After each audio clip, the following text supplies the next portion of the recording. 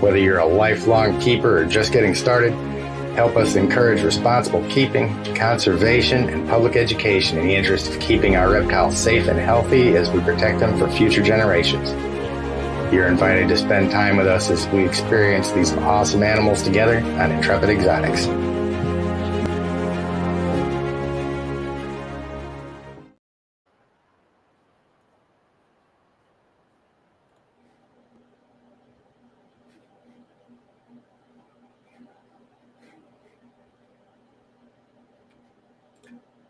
Hey, a little bit of technical difficulties. I had extra windows up here. How's everybody doing? It has been an incredibly busy day so far, which is a good thing. And get some of my last minute stuff cleaned up here. And we will see who all is on. I need to turn on this USARK. If you guys aren't already USARK members, get on and make it happen. And let's see. We're going to show. Okay, it's only going to show one at a time. Well, fine. We'll show that one then. Man, yeah, I just finished with my latest video a couple hours ago. I was going to publish it tonight, but I opted not to. I'm going to put this out about 10 o'clock tomorrow morning Eastern time, I think. And I think we're all set. Get this thing straight so that it doesn't look goofy, which I can't help it. And yeah, so we've got our hands for dinner shirt. Matter of fact, looking at it now, man, this thing is old. I need to get on and get another one. This is from Nerd, New England Reptile. One of my favorite shirts. This thing's been with me for a long time through a bunch of different bites. Let's see who all is on tonight. Tyler's here. Gerald, Heidi, Lorraine, and Judd, and Laura, and the Lardactyl. Greg is here with us. Jennifer from Sydney. Me mother is here. Today is her birthday. So happy birthday, Mom. Steve, how are you doing? Gerald says it's 8 degrees in Illinois. I do not miss being up north this time of year. Not even a little bit. Brandon, how you doing? Nicole. Donna made it in.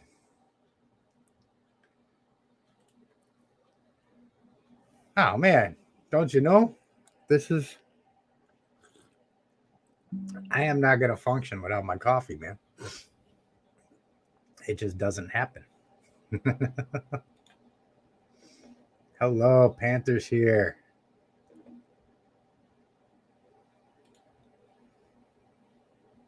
Oh, that's weird. Let me see. See if I can see anything up there from Lockwood. That's unusual. Yeah, I didn't take it off, but I see this one. So, who else we got here? Hey, how's it going, man? Okay, so we got everybody in. And for anybody that I missed, just throw something at the screen. So I hope everybody's had a really good week. Like I said, it's been really busy here today. I'm gonna go ahead and get this out of the way before anybody splits. USARK, for those of you guys that don't know, has a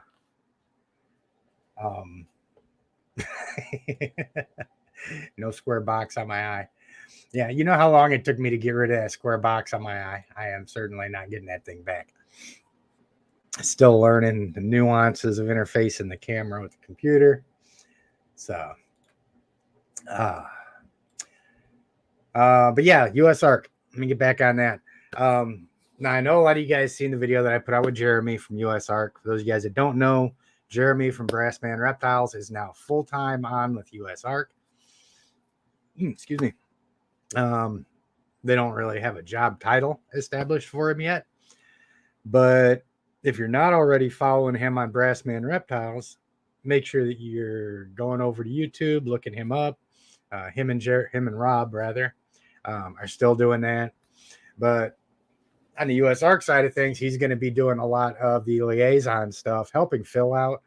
Because, typically when something would come up, like before I put a video out, if there was something that I wasn't really sure about, I'd talk to Phil first and be like, hey, man, is this kind of in line with USARK messaging? I want to make sure I'm getting everything right. Well, when you've got me and everybody else contacting him about stuff, it can get kind of overwhelming. So Jeremy's going to be helping to mitigate and mediate and all of that stuff and kind of help to communicate between the community and USARK, which is really cool. And he lives an hour away from me. So that's really cool. We've got our own USARK guy out here in North Carolina. So we're really happy about that. That being said, the basic membership for USARK is $40 a year. That's a year. That's not a lot of money. Every year, spend $40 on USARK. We definitely need all the numbers. So if you aren't already a member, just knock it out, do it, get it done. Next year, do it again. Let's see. Of course, I'm going to try and keep up with all of the... Hey, Rocco, how you doing? Let's see. Yeah, Heidi says she missed the USARK video. I've got it.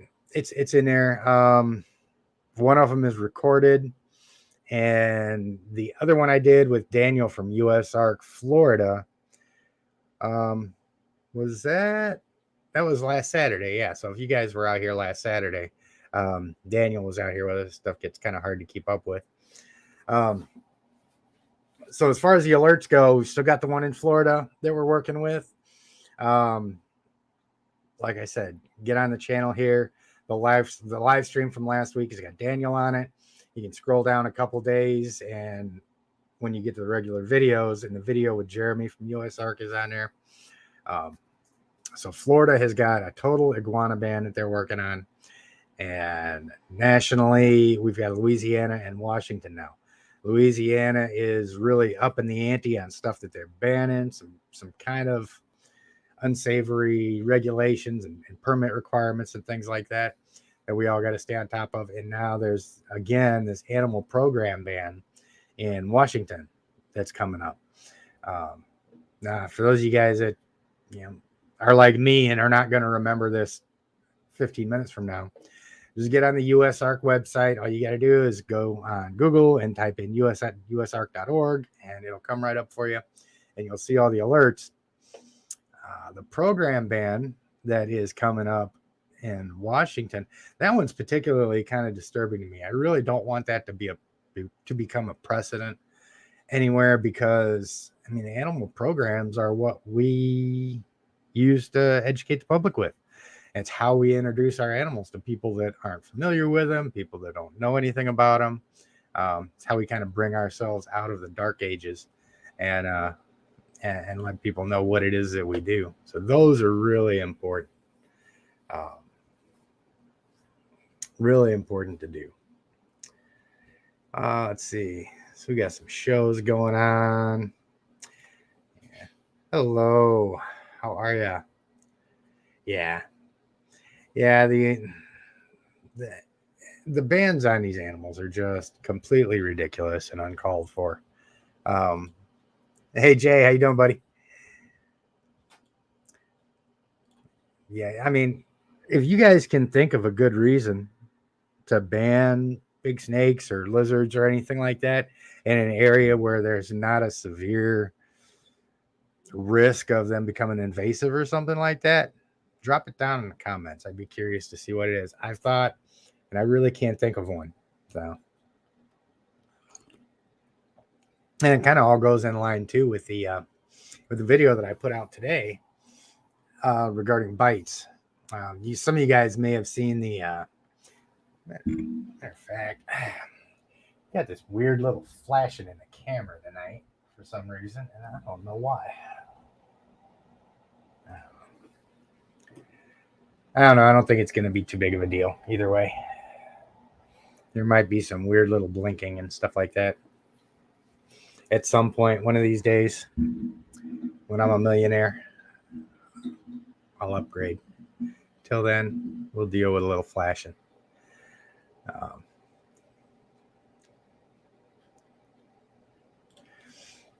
Yeah, the bands. Yeah, that's the thing. I mean, I'm cool with the laws and passing laws about them and things like that. And when people break the laws, hold them accountable, take their stuff. We shouldn't have to, carry the people that just grab their animals, throw them in a box, and leave them to die. But that's, that's 99.9% of the community is not like that. So, Lockwood, hey, how you doing?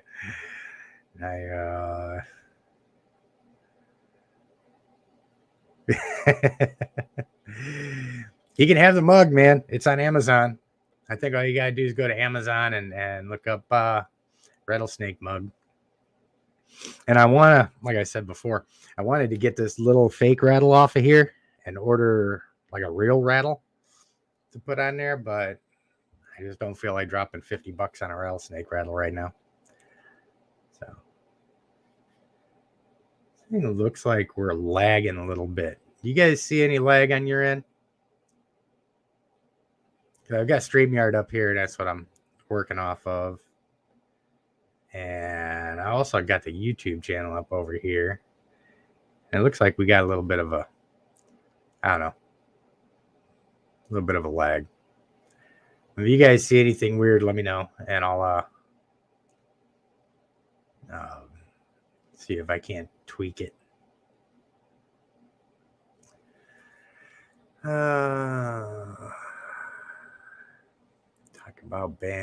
about bands. Yeah, I'll have to see what's going on here. If it gets too annoying here in a little bit, just let me know. I can always change the format on the camera. It'll take me a second, but nothing that we can't fix fairly quick. Matter of fact, let me see something here. Get some of my stuff out of the way. Might as well see if we can get this stuff knocked out right now. It's probably not going to let me do this. I may have to unplug the camera for a little bit.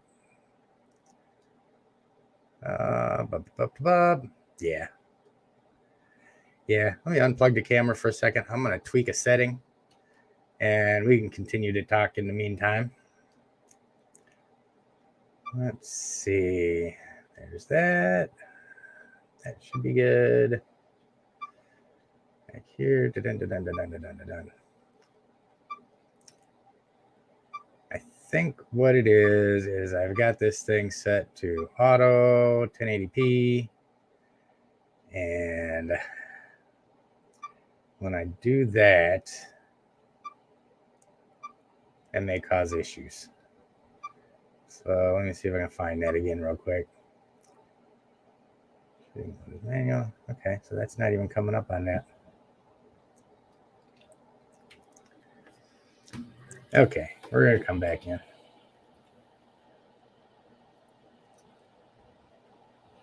Come on, signal.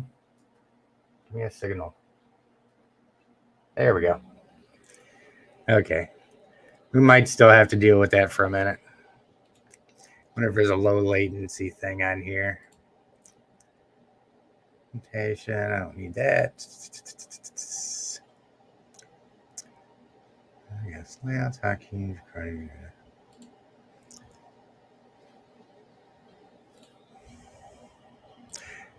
Let's see. Okay. And I'll drop the definition down 720p and see if that has any impact on it. Maybe it will. Maybe it won't. Anyway, get back up here. You guys want the affiliate link for the mug? Yeah, I can do that. I can certainly do that.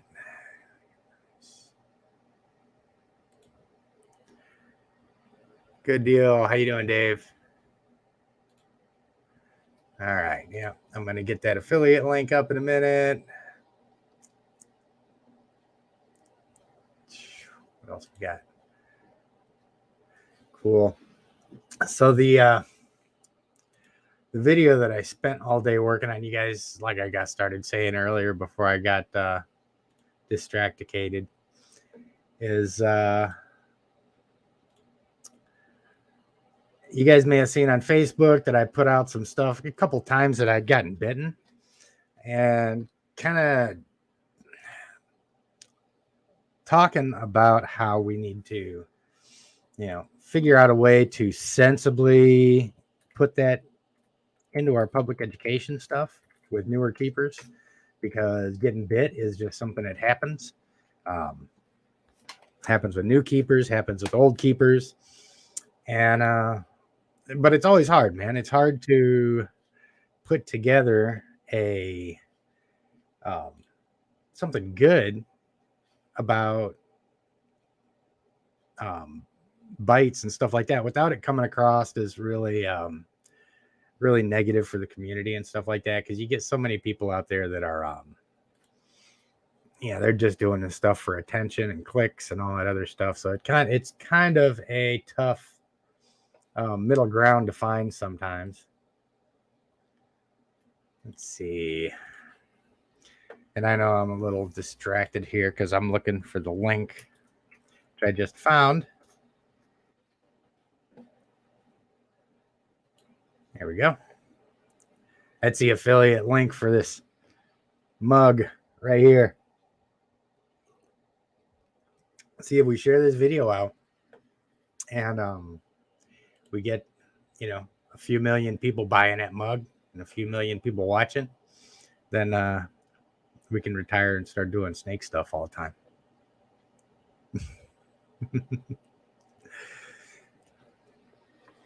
But anyway, so back to this bite thing. Like I said, I've seen a couple, and you guys may have seen these things too. There's a series on a History Channel, I think it is, called Kings of Pain or something like that. And there's a couple of them that they put out. One where the guy was getting bitten by an adult Nile monitor, and the other one by a reticulated python. And I found another one that Coyote Peterson did, where he went and got himself stung by a lionfish. And I've had the fortunate experience of getting bitten by all three of those. So I thought, I've always been wanting to figure out a way to kind of do a comparison, to kind of put that out there and talk about what my experience was. And Tyler kind of hit the nail on the head here. He's saying that the guys act like babies.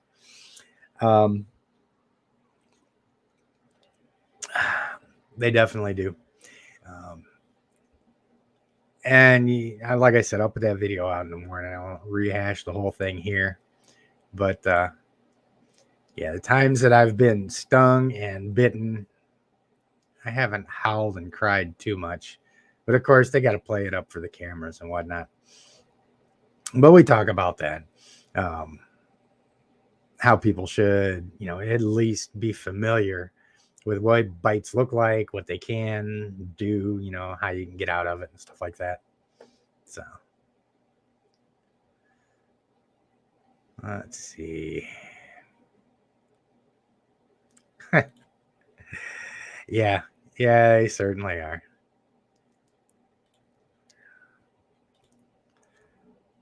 But there hasn't been a whole lot as far as new developments yet.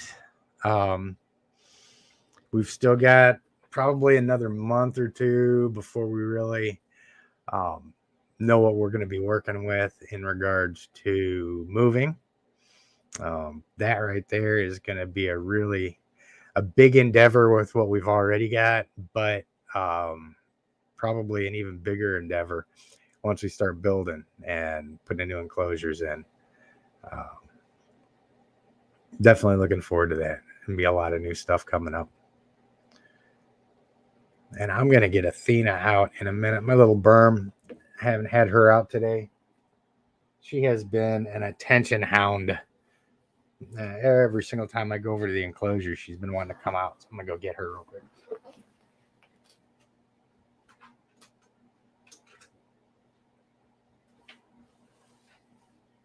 Want to come hang out? hang out, little girl.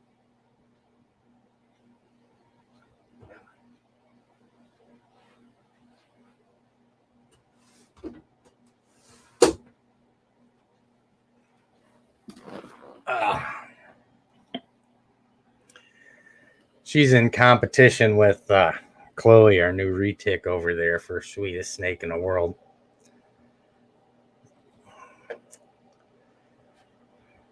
Oh, let's see where we at. Where we at? Bites.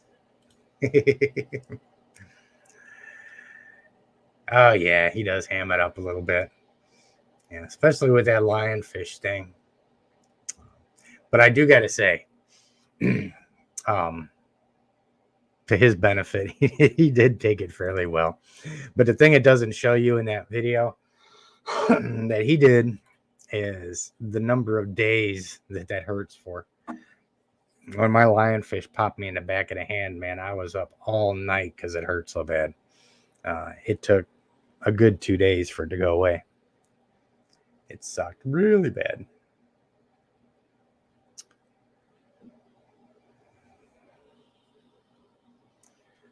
But I wonder if Niles has the same thing. Where we at? Okay, we must be talking about the anticoagulants in their saliva. It's my understanding that monitor lizards have a type of venom. Clearly, it's not medically significant, and I have heard that they've got anticoagulants. I haven't noticed it the times that I've been bitten. I haven't noticed it taking any longer to clot than any other bite or anything like that.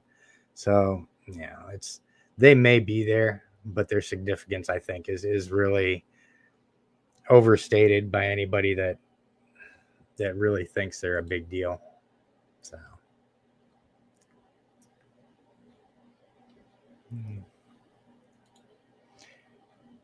Oh yeah. See, one of the big things that's kind of holding back, for those you can't see it, Laura was talking about how exciting the move is. And one of the things that holds me back from doing some of the things that I want to do is just space here. We have got a really small, finite area to do all of this stuff in. And it holds me back on the enclosures that I want to build, because I want to show some really nice big enclosures, especially for the big retics. I want to have a big open play area where I can have them out more and working with them more. We're pretty much confined with the big snakes to the summer almost. I can take them out some here in the wintertime, but they just don't have enough room to really run around the room without getting into stuff and pulling things down and getting underneath things and stuff like that.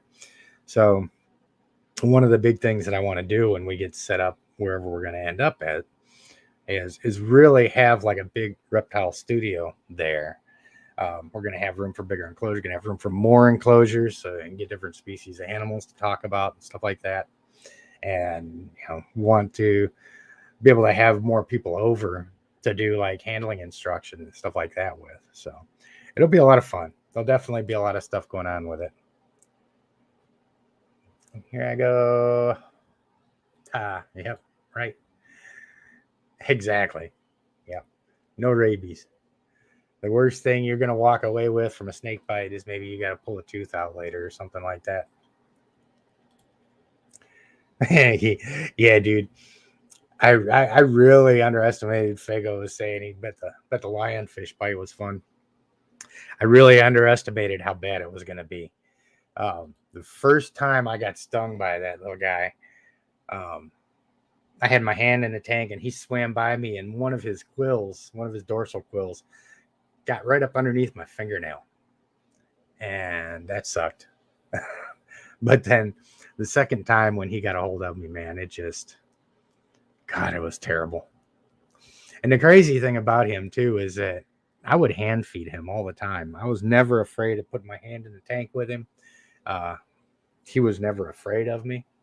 It just, I ended up making a couple mistakes a couple times, and he got me.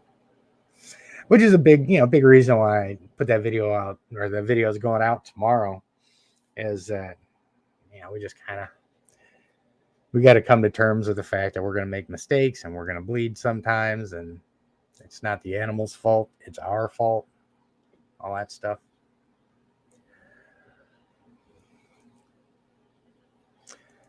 Let's see. Tim, how are ya? How old is she? God, how old is she? I want to say she's 2.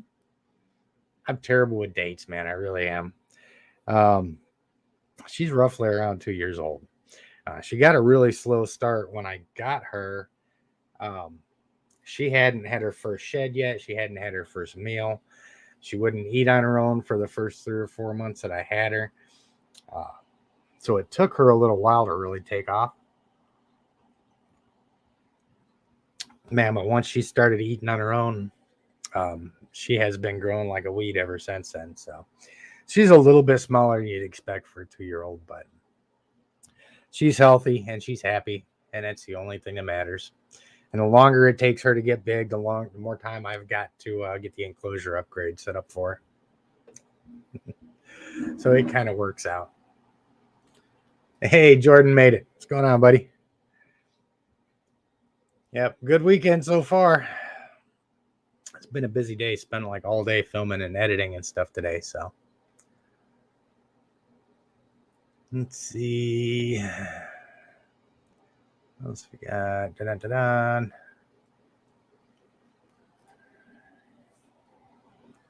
I know one thing that I want to do. If you guys have been keeping up with Kevin up at New England Reptile, he has got a new enclosure for his crocodile monitors and his caimans that are just awesome. Something like that would be amazing to do. I've got my own ideas of what I would do, but I really like what he's done there too. Yeah.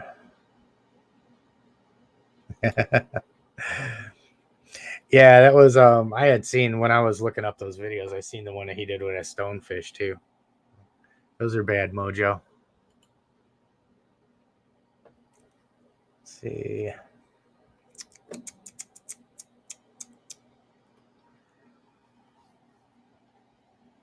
Oh, yeah, you have to excuse me. I'm just kind of scrolling through, make sure I don't miss any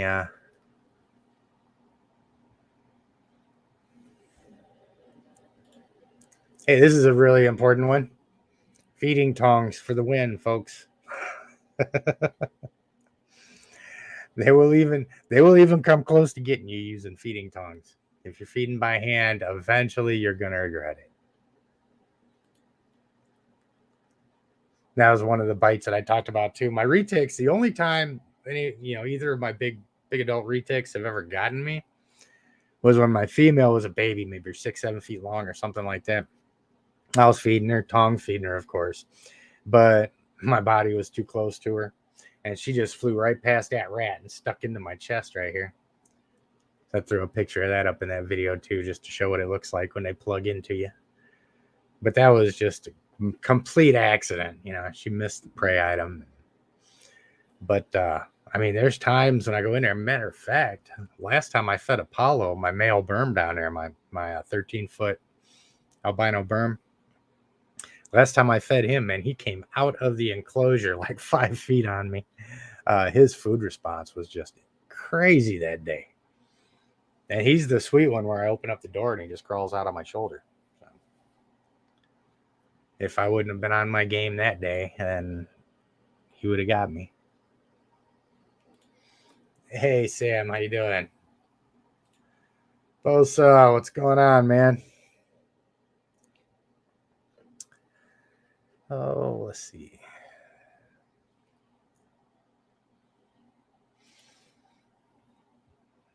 Oh yeah, that's why I got her, because I've got the albino berm down there, but there's just something about the normal pattern that's awesome. I can't wait for her to get big. There's nothing prettier than a big normal berm.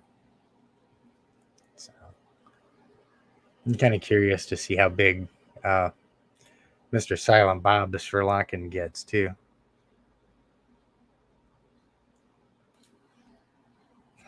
Yep. I'll do it. Man, a lot of my animals actually have sailed right past the tongs. I just got tagged by my ball python a couple of weeks ago when I was feeding him. He got me in a thumb. And I know the green tree python has come close. I don't remember if he's got me or not. I know the carpet python has tagged me before. All just missing the food item and coming to get us.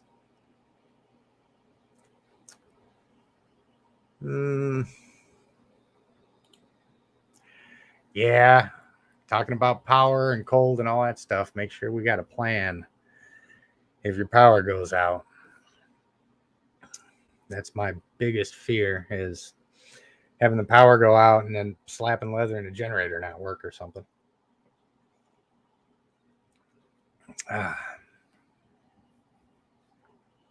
Really wouldn't look forward to having to bag all my snakes up and keep them in the car until the power comes back on.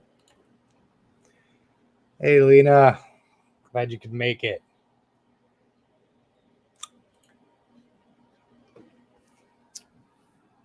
Where we at here? Oh, Anthony, how you doing? Good to see you, man. Hey. Yep, I'm staying warm by staying indoors.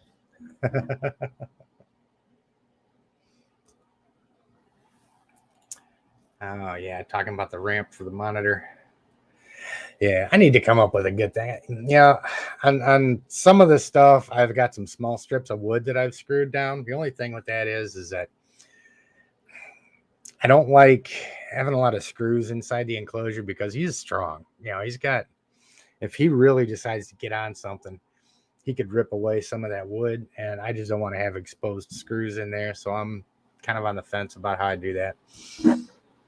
I know one thing that I want to do with the new enclosures, and that's one reason why I'm not making too many improvements to the ones that I've got now, because I know I'm going to rebuild Niles' enclosure and all that.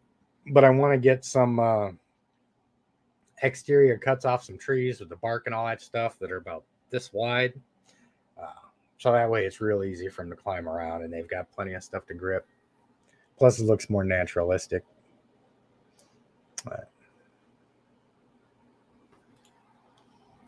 Hey, Chris, how's it going? We are doing pretty good. It's been a busy day. Definitely leaning on the coffee today. So,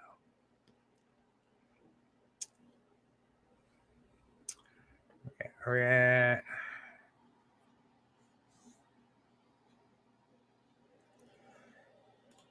Yep. If you gotta, just like Jordan was saying, if you lose power, I guess that'd be a pretty good thing to talk about. I mean, if you don't have a generator and you lose power, and depending on how many animals you got, one of the best things that you can do is, if you've only got a few animals, bag them up, put them in containers, take them out to the vehicle, start the vehicle, get the heater running. Depending on how long the power is going to be out, if it's going to be out for a couple of days, you're not going to be able to do that indefinitely. If it's going to be out longer than a couple hours or something like that, find someplace else to take them. Find a friend's house or something. Someplace that still has their heat. Otherwise, just like Jordan was saying, if you can take them, if you keep even like a grow tent or something like that, and something that's going to be big enough to where you can tub all your animals, put them inside there, have that confined space, have a small heat source, keep running some, hot water bottles and things like that in there. That'll all keep temperatures up too. But best thing to do, and this is what I've got a gasoline generator here, but I don't have natural gas. So what I want to do is, my next place, I'll make sure we got natural gas run to it, and have the natural gas run to the generator. That way I don't have to worry about fighting people at the gas stations. I don't have to worry about keeping running back and forth getting fuel. They'll always be there. Your power goes out, you always got a gas supply.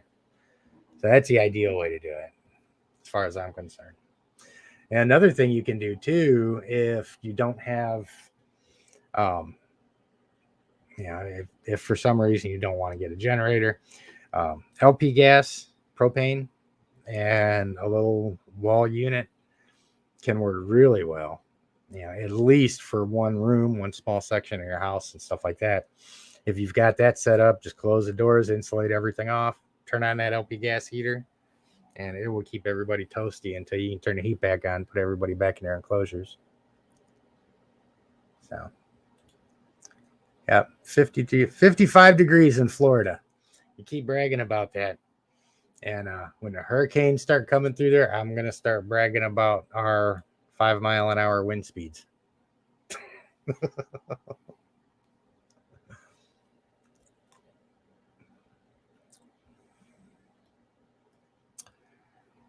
Let's see. Kind of roll down here.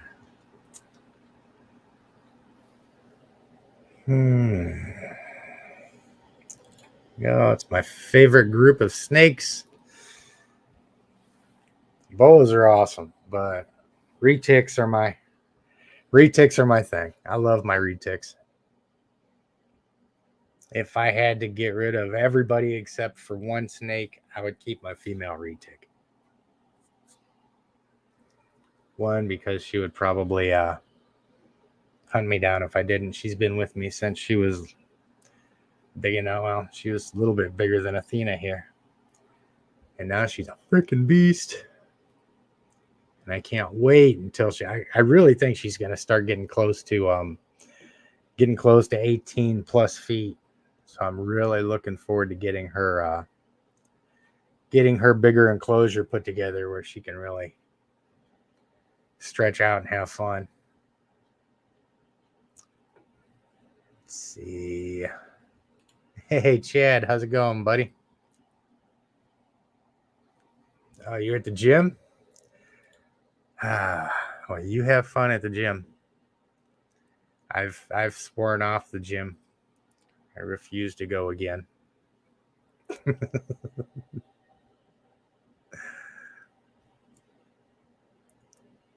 Oh, man. Let's see if I can't catch up.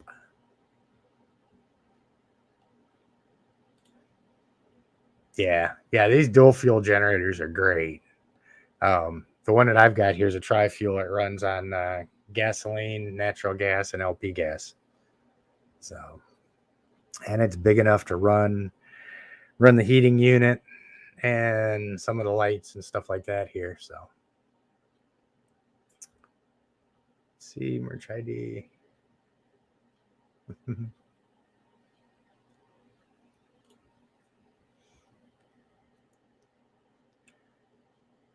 Yeah, I do have to start working on merch at some point. I want to do up some t-shirt designs and stuff like that. Snake warmers are pretty good ideas too. I think what might be really cool, I might look into this when I actually have time to start focusing on the merch thing, is I may put together some kind of an emergency snake warming package of some sort that I can put out. You can get one, keep one on hand for each of your animals and stuff like that. Let's see.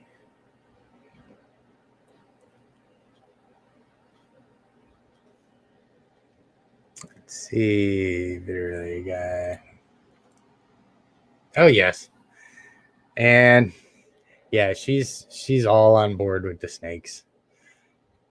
Can't really handle the bigger ones, but she does her best. She's not what you would call a large person, so it's hard for her to get under that big old heavy snake and throw it around and stuff like that. But she actually works in a veterinary lab and has been in some kind of veterinary field for the last 20 years. So yeah, that's what she thinks about the snakes. Oh man, you're on a roll. Thank you so much. Absolutely cannot wait to start getting some bigger enclosures. That is true.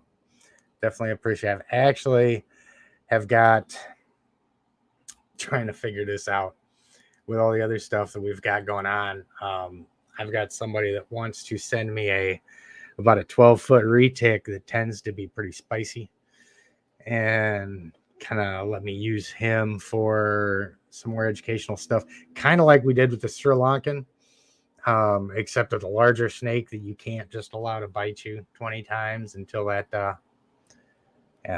until they calm down. So that's going to be our next one, and we've got in the works. Of course, I need to get an upgrade for Jay too. He's definitely in need.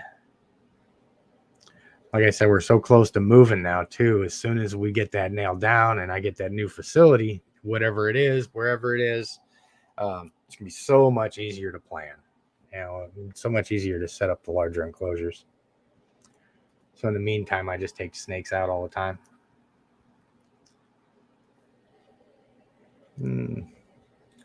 Oh wow. Service. Oh yeah. Yeah, see, that's one of the things that kept me. Rocco was talking about he's getting ready to join the guard, and he's gonna have to leave him alone and stuff like that. That was one of the things that kept me from really getting into stuff for a long time, because I'd move at least every 2 years. Not just while I was in the military, but after the military, I was like, man, I'm not tied down to any place. I can go wherever I want to, and I did. And it wasn't until I got here to North Carolina that I could really settle down and actually have something. I mean, hell, until I was 40, maybe, I could, at the drop of a hat, load up my vehicle and leave state whenever I wanted to. Moved across country a couple times. Just, it was a lot of fun, but I'm definitely enjoying being in one place now. I've seen everything I want to see. I'm good with it. Oh, cool. Lena was saying, I taught you not to be afraid of snakes. That's why we do this. It's really awesome to see folks that otherwise would be terrified of them, to get a chance to see just how chill and easy to work with they are. There you go. Keep your head right there. Quit running around.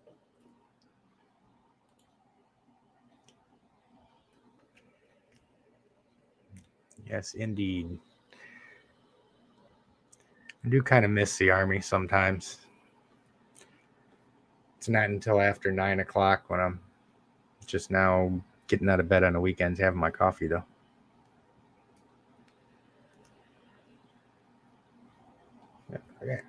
What are you doing? Would you chill?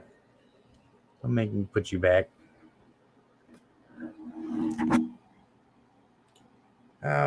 Hey, Rourke, how you doing? How long did it take me to learn it all? I haven't learned it all yet. I still got a lot of stuff to learn.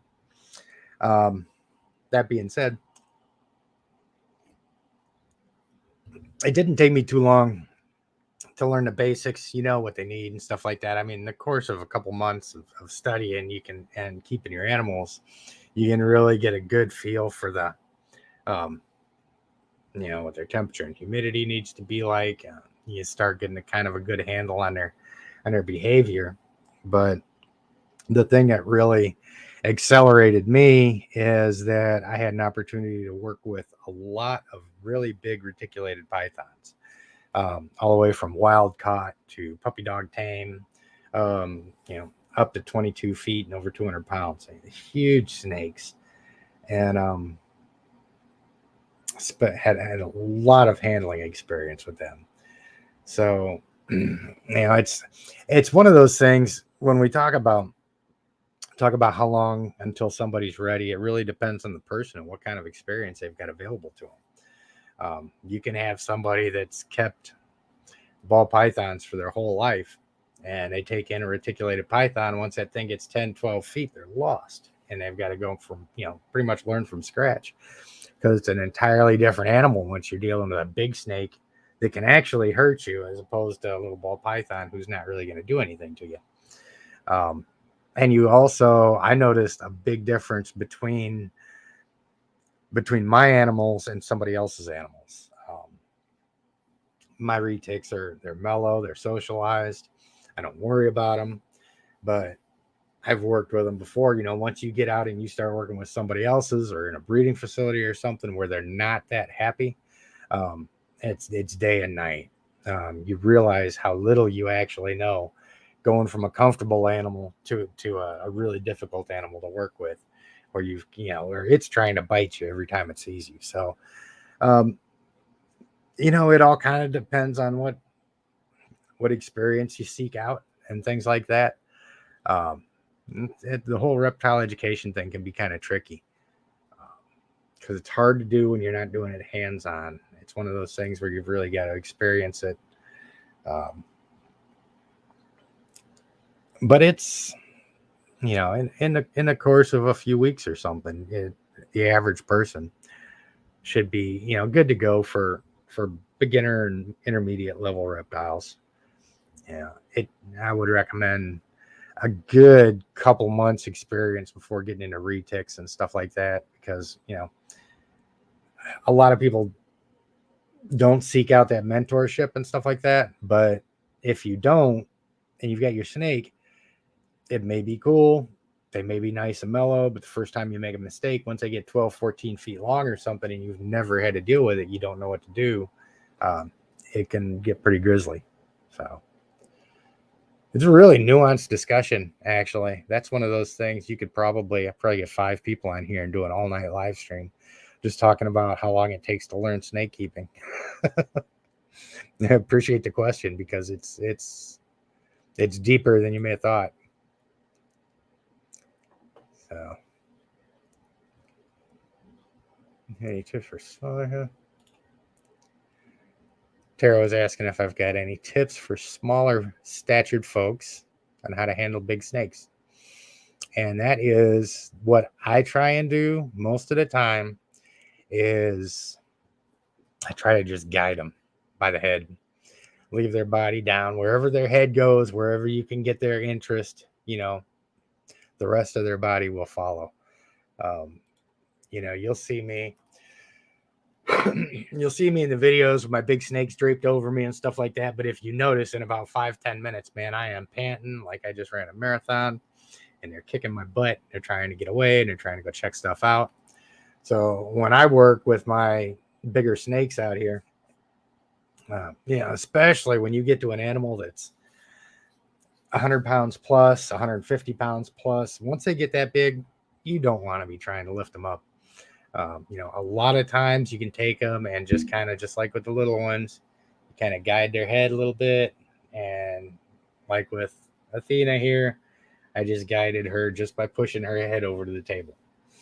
And if I wanted her to go over this way, I'll kind of push her head and let her go over that way, and she'll start taking off on the table. But a lot of times you can guide them like that. Otherwise, I mean, I don't care how strong you are. Sooner or later, a big enough snake is going to wear you out. But if you can get really good at guiding their heads, then that's a big help. Let's see.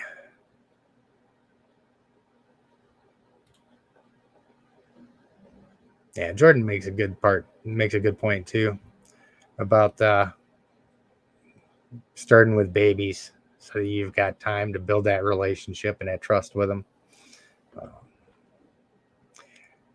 That's an important part.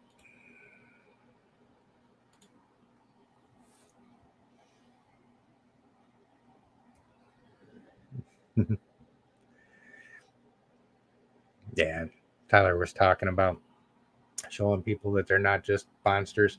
I mean, stuff like the python hunts down in Florida shows these things as just evil monsters. And I even, in this video that I've got coming out in the morning, I even mentioned it twice in there about Jay and fighting his retics all the time. and how somebody needs to get that clip to him and say, Jay, just stop. You got all this other stuff you can do. Just stop fighting your snakes. You're working against us. You're making them look vicious. And they're not. So stop being an asshole and fighting all your animals. But that was a quick little blurb in that video. But I know it falls on deaf ears. Doesn't stop me from saying it, though.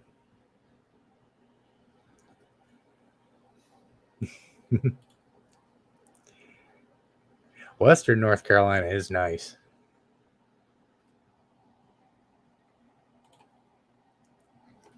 You're asking me if I miss Fort Campbell? Hell no. Not even a little bit. I do not miss military towns one bit. Because there's a lot of testosterone coupled with a lot of stupid. And you go out around them.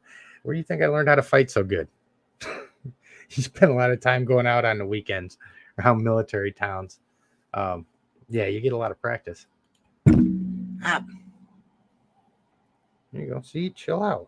I'm bumping my microphone. Silly girl.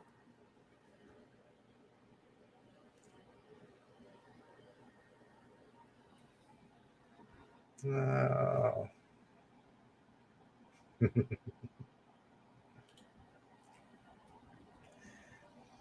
Hey, you know what? Laura was saying her 5-foot stature puts her out of the league with the big ones. Not even close. Because once you get a big snake, you need to have 2 people with you anyway to handle, right? So you've got help. If we're doing what we're supposed to do, then we're going to have built-in help all the time. So I've seen some really small statured people work with some really big animals before. And, you know, just like I was saying earlier, you get a 150-pound snake. I don't care if we got Lou Ferrigno in there. You're only going to muscle that animal for so long. Snakes are designed to outlast anything else, and they will wear out the toughest person. That's why you got to learn how to nuance them and kind of coax them into doing what you want them to do and stuff like that.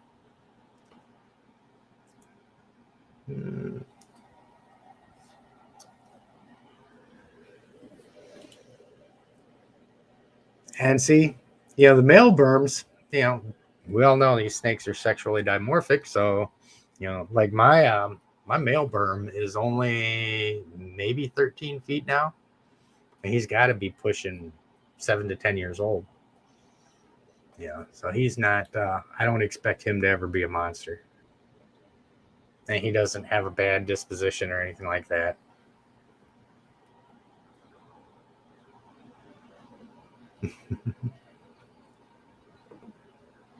Yeah.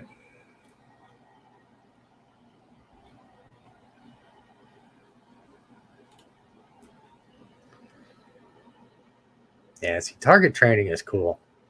The one thing that I question about target training is, though, is if you use it to move them on a regular basis, you train them with the target with food. So you can't feed them every time you move them. So there's some nuances to that I probably don't know about because I haven't really done any target training with any of my snakes or anything. But I have seen, you know, Lori Torini, I guess is her name, does some really cool stuff with target training. So by no means am I against it. I haven't done it enough to, have an educated opinion about it. But I've just got my suppositions about it. It's like anything else.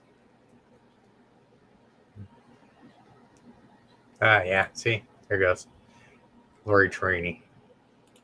Jordan was reading my mind.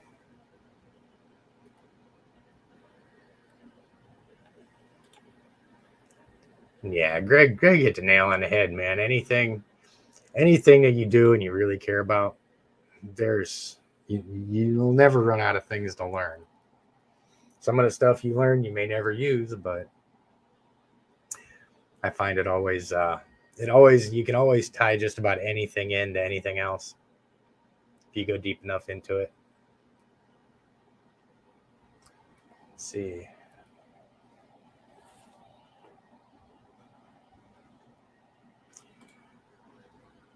It's a good question. Brian was asking if there's any difference between having a snake when it's a baby and growing with it and having a snake when it's older and learning their body language. The good thing about snakes is their body language is pretty similar across the board. Snakes will pretty much do the same things. They're going to have different personalities. They're going to have kind of different ways to react and stuff like that. But I always enjoy getting a new animal because, you know, the way you read their tongue, the way you read their posturing and things like that, it's all pretty similar. It's just they've got little nuances about what it takes to make them comfortable, what gets under their skin. Like my new male retic downstairs, Jay, is the orange glow phantom. He's one that I haven't had since he was a baby. I just got him, and he's got a really unique personality. He swung at me one time. I made the mistake, and this is the kind of trouble that you can run into when you don't really add a lot of snakes to your collection very often, and you get used to working with all your animals in one way. Like I'll go into my snakes enclosures a lot of times, change out water tubs, spot clean, stuff like that. I won't take them out of the enclosure. I may have to go in there with a hook or something like that and tap them away just to make sure that they don't bum rush my hands. But a lot of times I can do that stuff without taking them out. And they don't care how long I'm in there. Once I'm in there and they realize I'm not food, they're just relaxed. Well, it wasn't but maybe a week or something after I'd gotten Jay, I went in and was doing the same thing. And I guess I stayed in his enclosure longer than he wanted me to be in there. And it just kept stressing him out more and more and more. And he ended up taking a swing at me. But then in case you're curious, when one of my animals like that takes a swing at me, whether it's a mistake, whether I'm stressing them out or something, I don't close the door and leave them alone. I immediately drop whatever I'm doing and I start a handling session. I take them out and I start working with them and I get them comfortable. I get them exploring and I get their mind in a positive place. And then I put them back because I don't ever want to end any interaction with my animals on a negative note, like them taking a strike at me or something like that. Having them remember that anxiety. I want them to, at the end of that whole episode, I want them to have a good sense of calm. So, a lot of people, when they see their snakes getting all, bitey and stuff like that, they'll leave them alone. Now, I say that, but there's an argument to be made for, if you're overhandling your animals or something like that, or if they're really stressed, just kind of letting them relax a little bit. There's that side of the argument too. But as a general rule, unless I've got, some other indicators, I'll just handle them afterwards. But no, it's the body language is in general pretty much the same. A little bit different between species, of course. But if you're talking like reticulated pythons, if you can read body language accurately of a couple of them, you pretty much read body language of all of them. Let's see. Oh, hey, you. How you doing? Yeah, Jessica, I was going to chime in on all them messages in the Instagram chat, but man, you guys were going at it 100 miles an hour.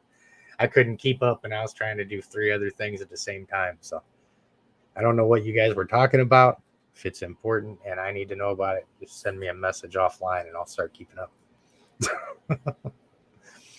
But we do got to get ready because here pretty soon I'm going to start sending emails out to all of the folks that we do our public events for. I'm going to start trying to get that schedule put together. And we also, if you're still watching, I know I'm pretty far down on the comments, a little bit behind now. But if you're watching, Jessica, we all got to get together at some point too and figure out some kind of a billing schedule for these presentations, because I do want to start charging some of these bigger places something, as people are spending their time, they're spending their gas, they're bringing their animals out and stuff like that. like to at least try and cover that for all of us that go out to these events. So I think we should all put our heads together and figure out what a fair rate is and all that stuff.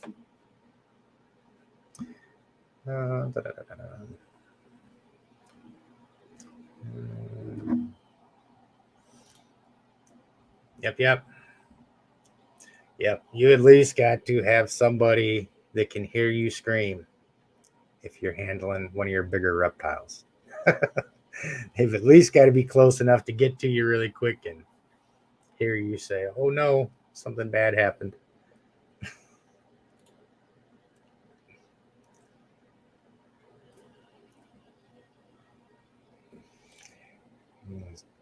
Oh yeah, we get that all the time. Rocco was saying,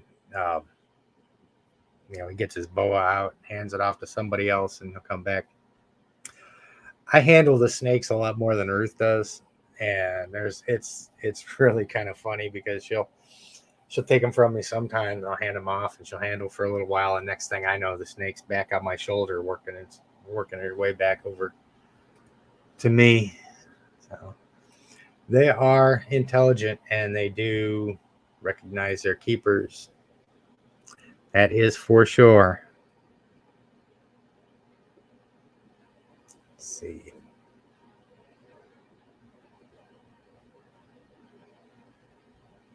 Let's see.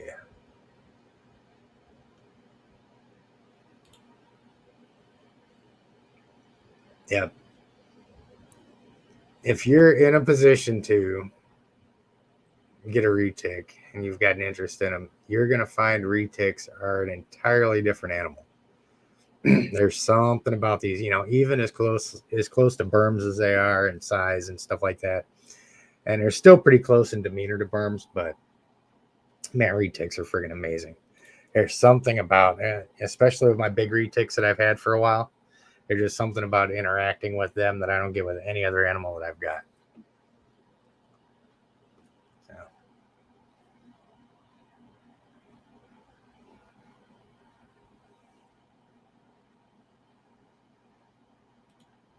Oh, hey, Jen.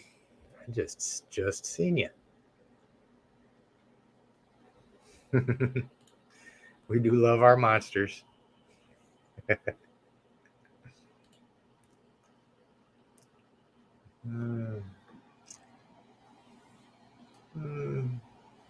Let's see. I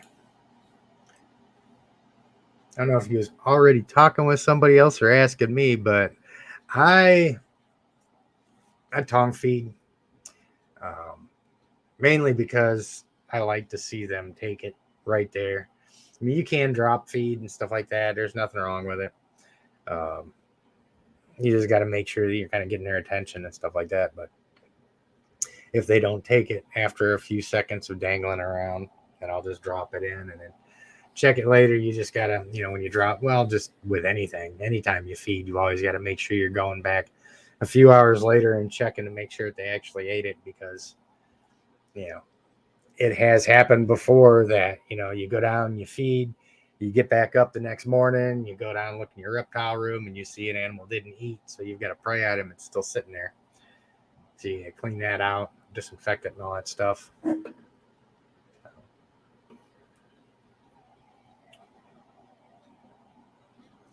Are you gonna like stop moving for a second?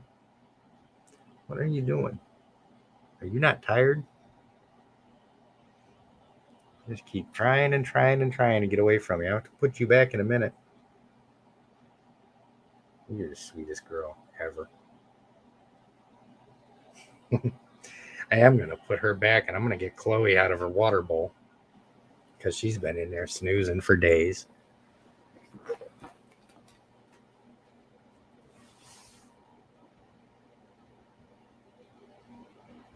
All right, girl. Go run laps in there. I know.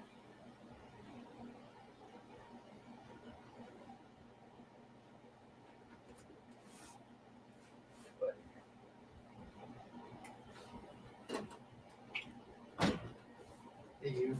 Come on out. Come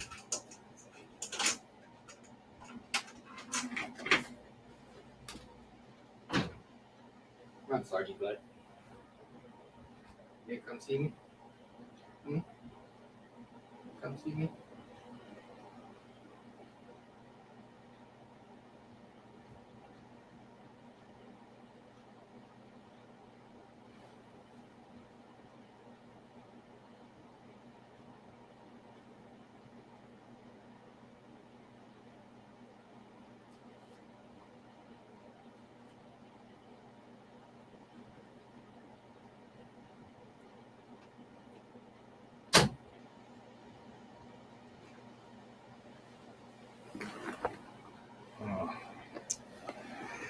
For you guys that haven't met her yet, this is our little rescue girl, Chloe, who's been soaking in her water bowl and is a little freaking icicle.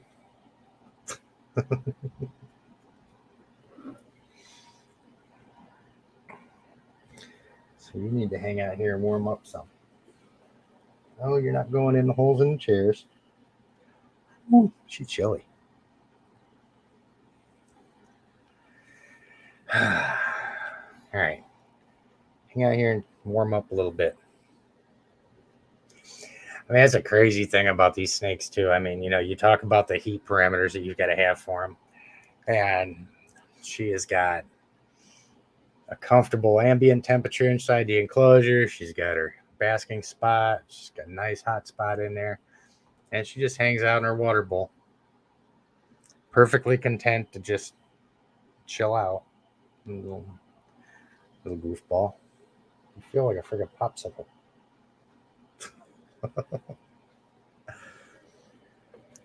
Let's see.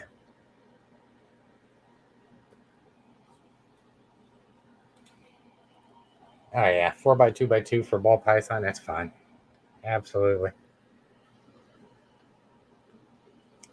Absolutely.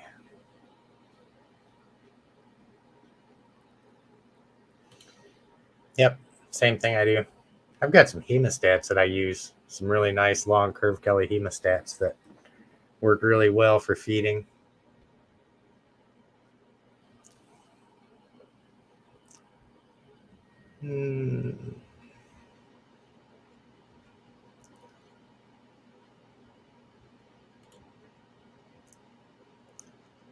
Yeah, the corn snakes and the king snakes, I love them. They're awesome. But there's just something missing with them after working with retics for so long. Yeah, right, girl. You guys are special. Sometimes it's short butt special, but it's special. Let's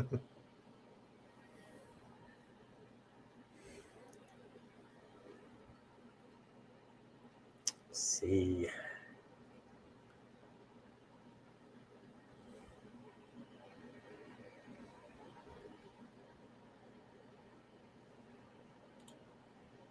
Yeah, Greg was talking about had taken in some big snakes and making friends with them really quick. It's amazing. I've had that happen myself on more than one occasion. People talking about I've had it with lizards, snakes, people saying, man, my lizard hates me, my snake hates me and stuff like that. And I'd go over and I'd start working with them and just go and scoop them right up and be like, well, you're doing something wrong because I haven't had any problem at all. There's no sign of aggression in this animal. And it's one of those things where, you'll run into that pretty often where people, especially with the bigger snakes, they start getting afraid of them and they blame the snake for everything. And that's just not the way we do things. More often than not, you can, if you just pay attention for a little while and work with them, we know what makes them comfortable and you let them get comfortable. It'd be a piece of cake.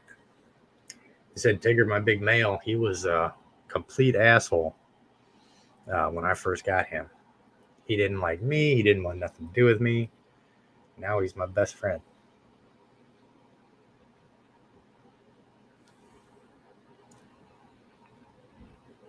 Let's see.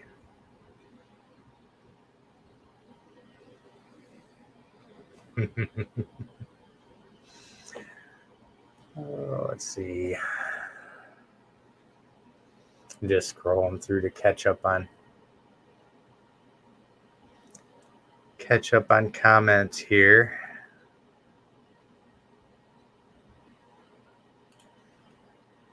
Yeah, talking about that trip up to Nerd. Yeah, I need to get with Cody. Cody said he's going up there pretty soon. I think I'm gonna throw myself in his trunk and just kind of hitchhike up there to him.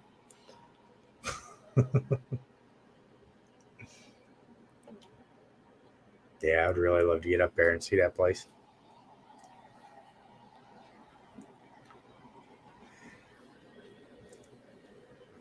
I think it would be cool to go up there and work, to be honest with you. That would be a lot of fun.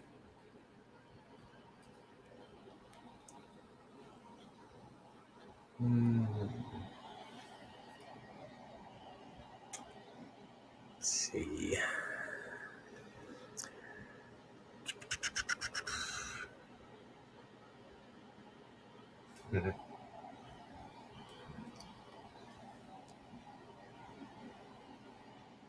I can walk and chew gum at the same time, but I can't talk and chew gum at the same time. So I'm going to continue reading here until I catch up.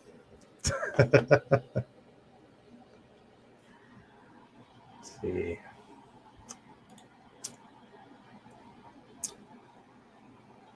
Oh, yeah, this Jen was talking about how pretty this snake is. And, people talk about the personality differences between females and males. And I don't see it as being that different between my females and my males. My males are just a little bit edgier, but it's really not really not huge. I haven't had any real. What are you doing? You gonna ride up top? Cool. My female is real sweet, but I mean, she has her moments too where I reach in there and she bucks my hand all the way across the room. Like I said, they've all just got their own different personalities. Males, females. That's the thing about intelligent animals. They can be different.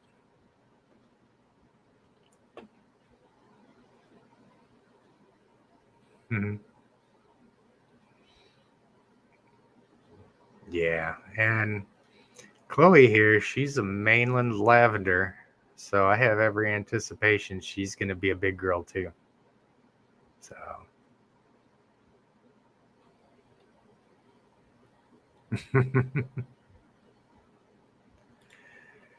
Oh yeah, she is. You can hear her breathing really loud because she's been sitting in her water, freezing herself for a week. Little goofball.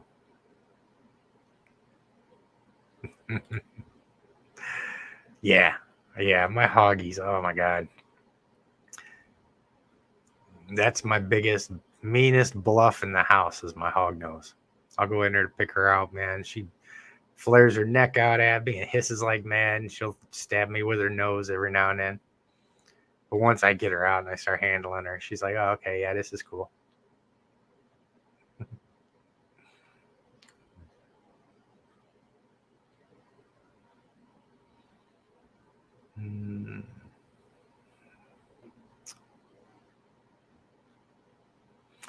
See, better food items for adult retics and berms, rabbits or pigs? Both.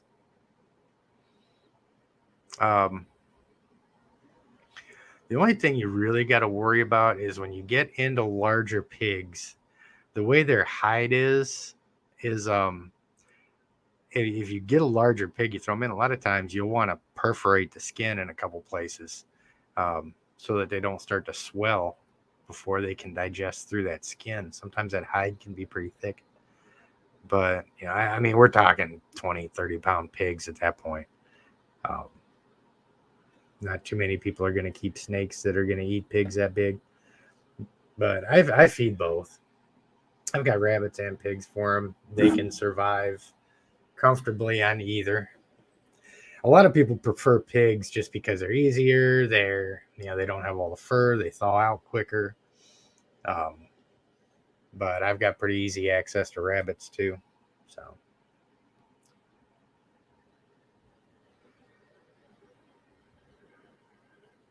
Oh no. I cannot wait. I think that's going to be the next snake that I actually invest in when I get moved. Is one of the first things I do after I get all these guys upgraded is going to start the anaconda enclosure. Cannot wait. I think anacondas are just friggin' amazing. Just crazy, amazing animals.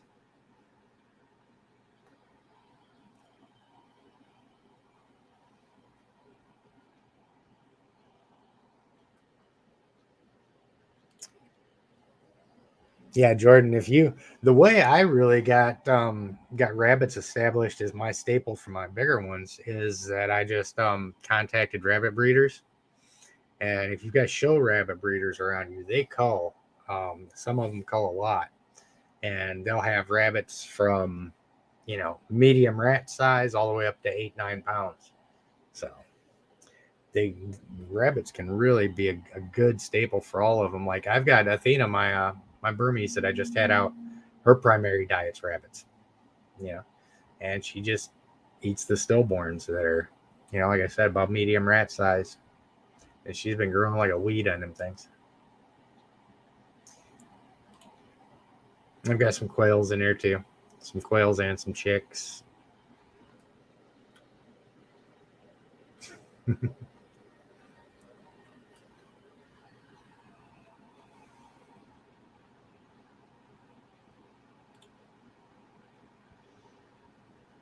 Yeah. Some people will say, Laura was asking about fat content on the meals. I mean, they've got different fat content, of course. Typically, your big breeder rats and stuff like that have got the highest fat content. Pigs and rabbits tend to be pretty good. The only time, as far as snakes go, since they don't eat often, really, the only time I really hear of fat being a concern is when people are feeding their lizards nothing but a rodent diet. And I mix mine up. My lizards actually don't get rodents very often. If it's a refused feed or something like that, I'll throw it to the lizards. But most of the time, they eat chicken, fish, and shrimp. So.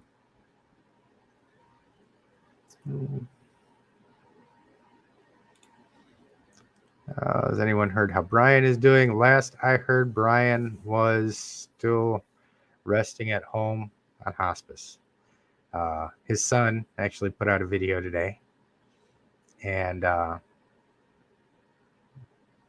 everything that he said indicated that Brian was still hanging in there and enjoying time with the family. So let's see. This snake right here is Chloe.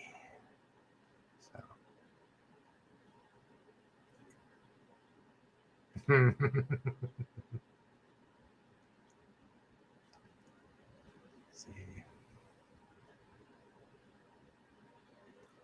Oh, I think I just about made it to the end.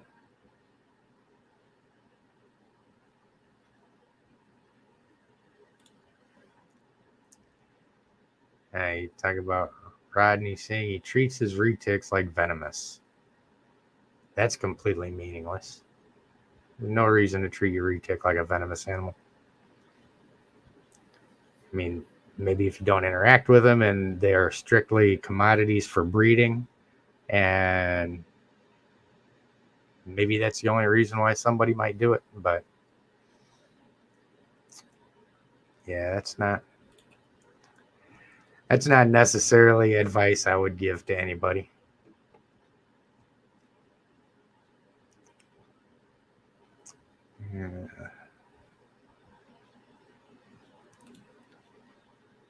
Oh yeah, yeah. Noah's stepping up for him.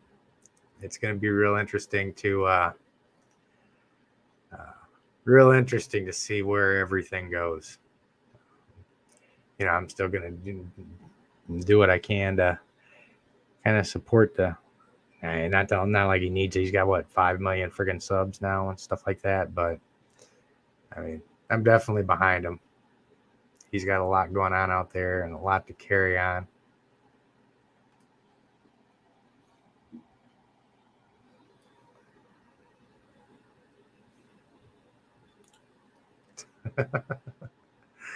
Yeah, she's finally starting to warm up a little bit. I think she's finally starting to realize that, oh, yeah, I've been keeping myself in the refrigerator for the last week. I was having a talk last year over the summer with Joe at a Reach Out Reptiles. And talking about how traditionally we have probably set the heat requirements for our retics higher than they probably should be. And I think there's a lot of truth to that because anytime I bump the heat up on my retics and get them close to 85, they're immediately on the other side of the enclosure or they're in their water. All of my retics like it cooler. Very rarely will I see them actually basking under their heat panels, and I don't even have their heat panels that set that high. I say 85 is about as high as I set any of them. I never have any problem with digestion. They're never, RIs, respiratory infections and stuff aren't a problem. Just like her. I mean, you could hear her breathing because she's a retic and she was running around for a minute. But, even after being in that cool water as long as she was, she doesn't have an RI. She's not getting one. So, yeah, I don't tell anybody to just crank the heat down on their retics, but I do think the temperature gradients and having that available to them is a good thing, because they'll do whatever makes them comfortable. And I think you'll find, especially if you're running your heat panel between 85 and 90, I'm guessing a retic won't be under it hardly at all.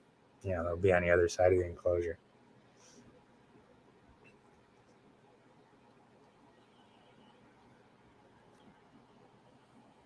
Let's see.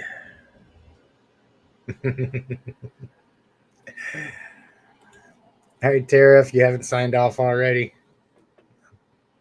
hope you have a good night. Yeah, Rocco said his boa wasn't ready to go back in and looked offended that he put him back. Yeah, I get that with mine all the time, especially for my big female retic. When I put her back in, she is always looking at me like, dude, what do you think? God, okay. Now she's straight trying to strangle me now. What are you doing? Ah, God, come on. I'm going to start changing colors. God, get off my throat, snake. She's trying to take me down. Just in case anybody ever wondered, the snakes actually do measure you up to eat you. That's what she's doing right now. What are you doing? She's telling me to shut up and get off of here. Come on now. Listen, crazy.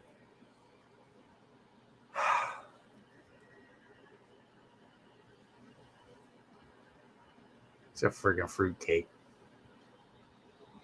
Those of you guys that don't know the story behind this girl, somebody gave me a heads up that somebody had a retic that was in a bad spot and needed a home. And I went over there and I found her with no light, no heat, no water, in a roach infested house.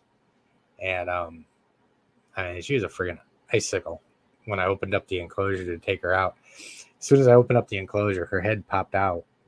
And I could tell from looking at her, there was just I got a sense from her that she just wanted to get the hell out of there. So I just reached in, no hook or nothing, lifted up the hide, picked her up out of there, and she immediately just came right up and laid her head on my chest and just stayed there and warmed herself up. And it's been the best relationship with this girl ever since. Except for a few minutes ago when she was trying to strangle me unconscious. So. All right. What are you doing? Get back over here. No. Get out of the hole. All right. Yeah. I have got, I don't know if you can see it or not. There's holes in the back of the chair.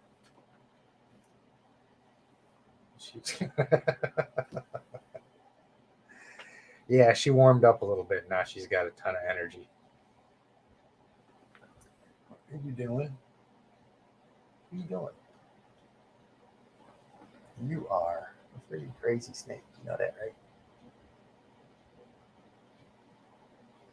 Big meanie. Yeah.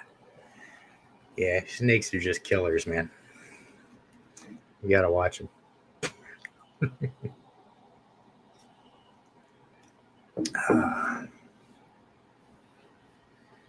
Oh, where we at?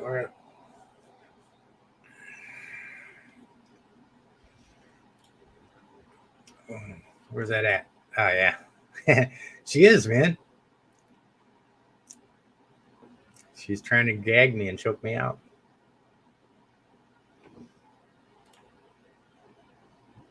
Yeah. You know, I mean, hell, that was like, God, that was like Niles the other day. Some of you guys may have seen the video that I put out about him where he torpedoed me out of his enclosure. I had his feeding day and he was in his tub and I opened up the door. As soon as I step over into his enclosure, man, he kicked that tail in the tub and shot out of there. He's so much fun. Most of the time, he just kind of sombers around like Eeyore, just really slow. Every now and then, man, he's on it. When you get a 6-foot lizard flying through the air at you, you find some other place to put the food really quick.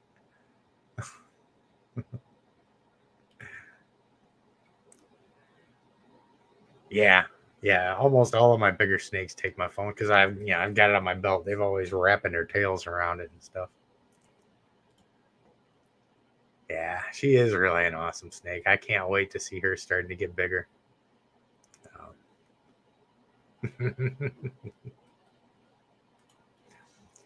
Yeah, she is a crazy girl. Definitely a crazy girl. But yeah, here in a little bit, actually, this video should be. Let's see. God, I might actually be able to. What up? This is a really good picture. I want to put this up here so you guys can see it. Where do I go? Overlay. Let me add that. I'm going to show you guys the thumbnail for the video for tomorrow. This was funny because my animals are freaking insane. Here we go. This is a thumbnail for tomorrow. I had Monty out, my big retic, and oh, you can't see that. I was talking with my cursor like you guys could actually see it. But yeah, I had Monty, my big retic, out, and Niles was ready to fight.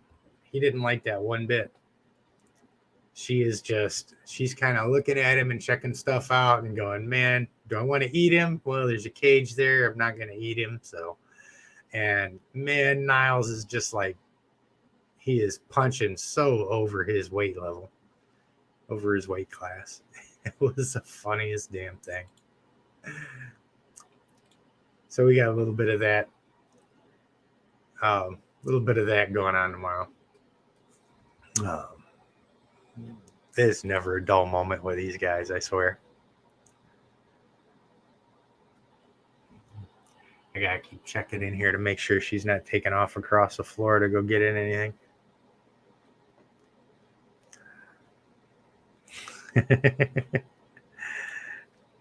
That's what it was too, man. I had some of the stuff I didn't even put in there. I had to really watch. I had to really watch Monty because she's just these really long tongue flicks and stuff. And yeah, if she would have stuck that tongue through the cage, he would have bit it off. So I'm like, no, come on, get back here. That would have been bad. Yeah, Niles wasn't even playing. He was ready to scrap. Yeah. I mean, that just goes to, that's a Niles personality, man. That's an African monitor, 100%. They'll back down packs of lions. If you guys have seen some of my Niles videos, there's videos of these guys out on the savannah, and there's a whole pack of lions, and they're just sitting there with that tail, just smacking them all in the face. Get the hell away from me.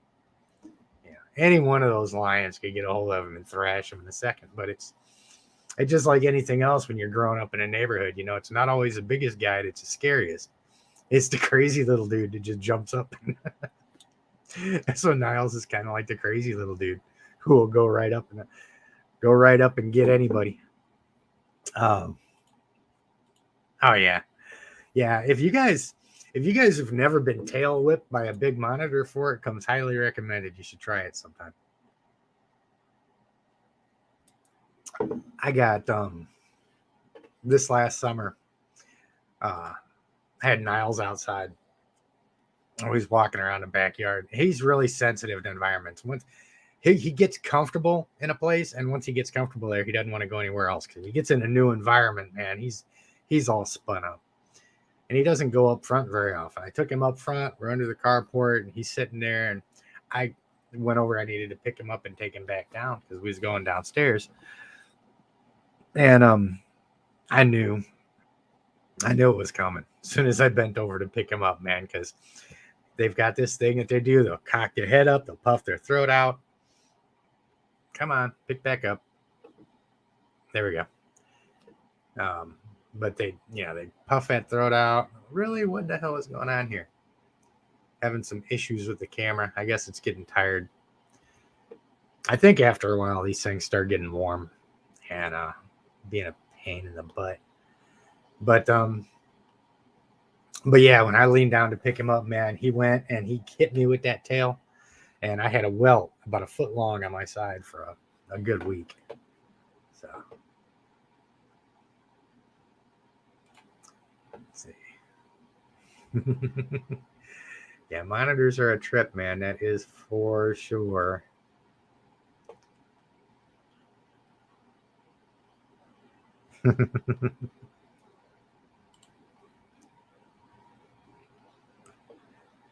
Yeah. The camera is starting to get a little bit warm. So, and we've been on here for a little over an hour and a half. So I'd say that's a pretty good live stream. Let's see. Who we got here? Hey, man, look, kind of brand new to exotics. Looking to get a couple fire-belly toads. I actually have never kept fire-belly toads before, but I have friends that have kept them. If you want to catch me on Facebook, I'm pretty easy to find there. Shoot me a friend request, shoot me a message, and I am quite certain I've got a friend out there somewhere that can tell you anything that you need to know about fire-belly toads. I'll get you in touch with them. So I think we're about ready to call it a night tonight. I'm going to, when I get off here, I'm going to go ahead and schedule tomorrow's video. Kind of a long one, about a half hour. But should be a lot of fun. As you can tell from the thumbnail there. I'll get that thing scheduled for 10 o'clock Eastern, probably. I was going to put it out tonight, but as you go in and you start publishing videos on YouTube, there's certain times where it shows the most viewers on. So it kind of impacts the performance right out the gate if you plan it just right, so that the next few hours are like peak viewing hours. So let's see, catch this real quick. Reptile Basics are the radiant heat panels that I use.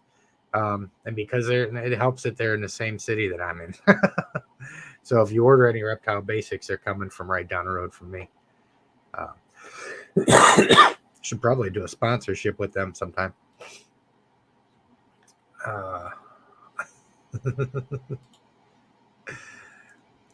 Good night, Sam. Good night, everybody. Yep, it's time to go. I am going to go out and get a couple other things done, call it a night, and get ready to do this stuff all over again tomorrow. So it was good to see everybody again, and we will see you at least tomorrow morning with a new video, and then Saturday if you guys come up with any live stream ideas you want to talk about or anything you'd like me to prepare for next week. Again, jump on Facebook, Instagram, let me know, and we'll see what we can do. So you guys have an outstanding night. Good to see you.